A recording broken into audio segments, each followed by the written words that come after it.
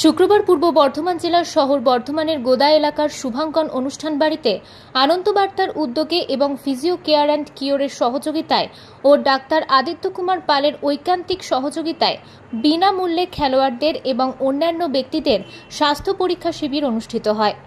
এদিন প্রদীপ প্রজ্বলনের মধ্য দিয়ে অনুষ্ঠানের সূচনা হয়।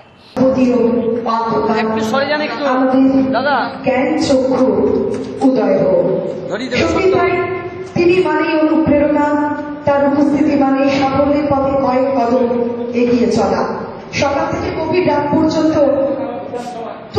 আজকে আমাদের এবি বার্তা এবং ফিজিও কেয়ার অ্যান্ড কিওর উদ্যোগে এইরকম একটা সুন্দর প্রচেষ্টা, যেটা ফিজিওথেরাপি করার জন্য যারা আমাদের খেলাধুলার মাঠে ক্রিকেট হোক, ফুটবল হোক, ভলি হোক, বিভিন্নভাবে যে সমস্ত ছেলেদের শরীরে চোট লাগে তাদের সুস্থ করে তোলার জন্য এইরকম একটা ক্যাম্প আমাদের এই 26 নম্বর ওয়ার্ডে এই জায়গাতে আমাদের করা হয় শুভাঙ্গন বিয়ে বাড়িতে। এবং আমাদের আমাদের রাজীব আছে, আমাদের এই সেন্টারের আদিত্যবাবু আছে, ডাক্তারবাবু সবাই রয়েছে। এইরকম ভালো একটা উদ্যোগ। আমি নিজে আমার বিধানসভা চলছে 11টায় ঢুকতে হবে বলে আমি তাড়াতাড়ি চলে এলাম, আমি অনেকক্ষণ থাকতাম। এইভাবে ভালো কাজের মধ্য দিয়ে সবাইকে এগিয়ে যেতে হবে। শুধু নিজের ব্যবসা বাণিজ্যের কথা ভাবলেই হবে না, মানুষের কথাও ভাবতে হবে। এটা খুবই একটা ভালো উদ্যোগ এবং সমস্ত ছেলেরা যারা খেলাধুলো করে তাদের কাছে এটা প্রচার হওয়া দরকার, যে তারা যাতে জানতে পারে যে এইরকম একটা ক্যাম্প করা হয়েছে, এখানে আমরা গেলে আমাদের চিকিৎসার ব্যবস্থা করে দেবে এবং আমাদের সুস্থতাও আমরা হয়ে যাব। সেইটা সবার মধ্যে যাতে প্রচার হয় সেই ব্যবস্থাটা করতে হবে। আমরা প্রণাম জানালাম, ভালোবাসা জানালাম। এই মেমেন্টো প্রদান করে আমরা পেয়েছি বর্তমানের রক্তস্থল থেকে পরম শ্রদ্ধায় বরণ করে নিচ্ছি, আনন্দ বার্তার কর্ণধার মাননীয় রাজীব মন্ডল মহাশয় নিচ্ছেন।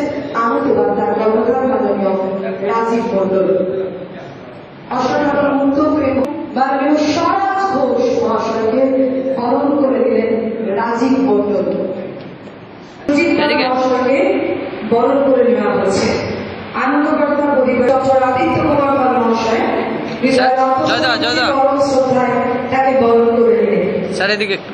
একটা উজ্জ্বল মুহূর্ত, জীবনময় মুহূর্ত, স্পেশাল মোমেন্ট ফর আস।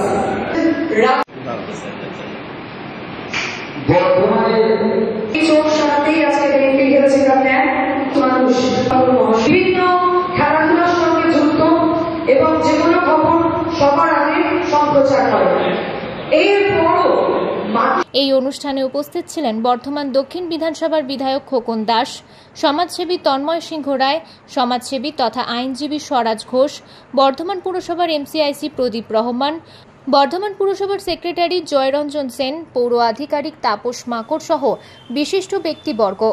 এদিন ডাক্তার আদিত্য কুমার পাল খেলোয়াড়দের শারীরিক বিভিন্ন সমস্যা দেখেন ও তার প্রতিকার করেন।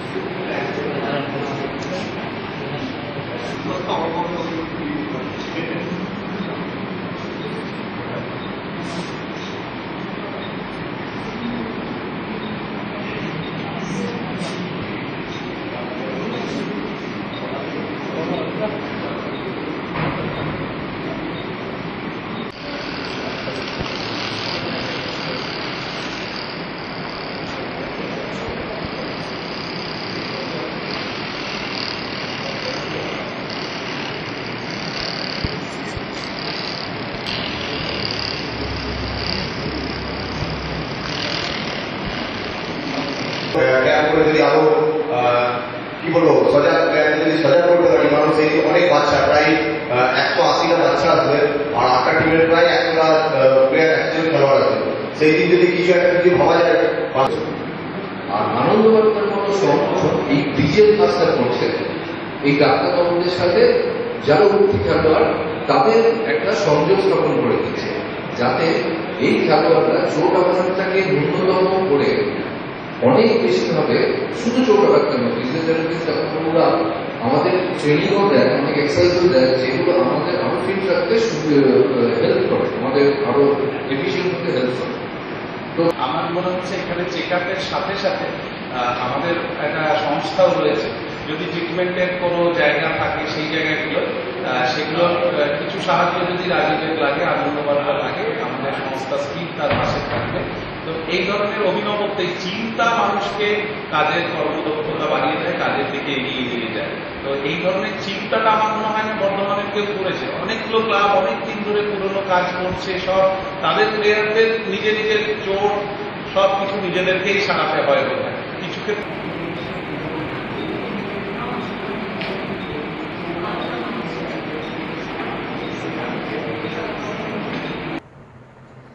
পূর্ব বর্ধমান থেকে তন্ময় ঘোষের রিপোর্ট, আনন্দ বার্তা।